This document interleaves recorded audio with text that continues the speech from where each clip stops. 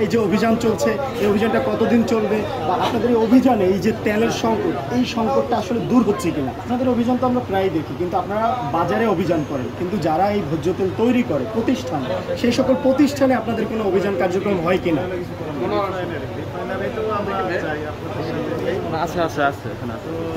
রিফাইনারিদেরকে নিয়ে গত মাসে 16 তারিখে একটি মিটিং হয়েছিল। তারা কমিট করেছিলেন যে 25-26 তারিখের মধ্যে মূলত তাদের যে তেল সেগুলো যথাযথ আসবে এবং ওনারা রমজানের আগেই বাজারটা স্টেবল করার জন্য যথাযথ পক্ষে অনুসরণ করবে।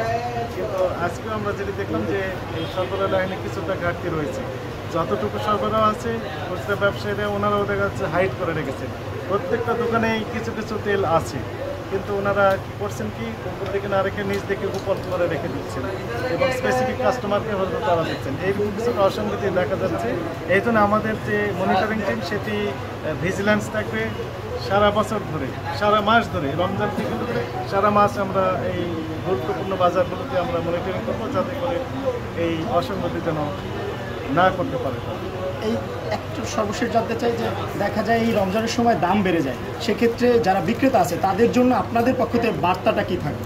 আমাদের বার্তা স্পষ্ট, রমজানকে কেন্দ্র করে যদি কোনো ব্যবসায়ী এই দ্রব্যমূল্যের দাম বাড়িয়ে দেয়, তার সাথে করে বা তার মাধ্যমে বাড়িয়ে দেয়, সেক্ষেত্রে তাদের বিরুদ্ধে কঠোর আইনানুগ ব্যবস্থা নেওয়া হবে। এটি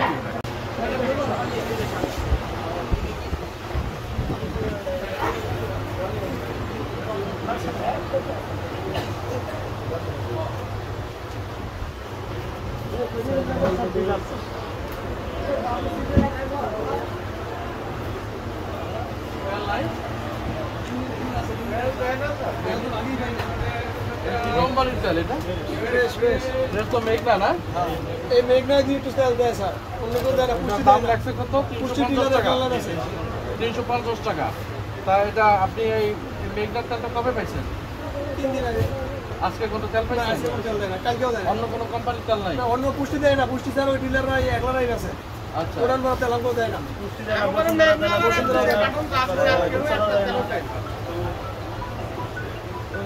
এরা কি তেল দেয় আর কি, অন্য কেউ দেয় না। তাহলে নতুন তেলের জন্য আসলে আপনারা কি বলেন? স্যার আমরা তো তাও দেয়, দিয়ে পিস করে দেয় স্যার, ভাই আমরা দিয়ে পিস করে দিই।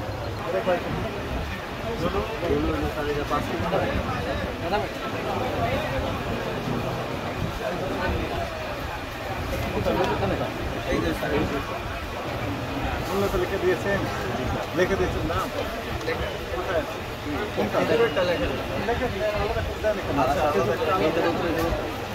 এখানে আপনি আলাদা করে এখানে দিতে পারেন, আলাদা একটা তারা করে আমাদেরকে দেখে বলছেন যে এই চাহিদা 200 টাকা। আমরা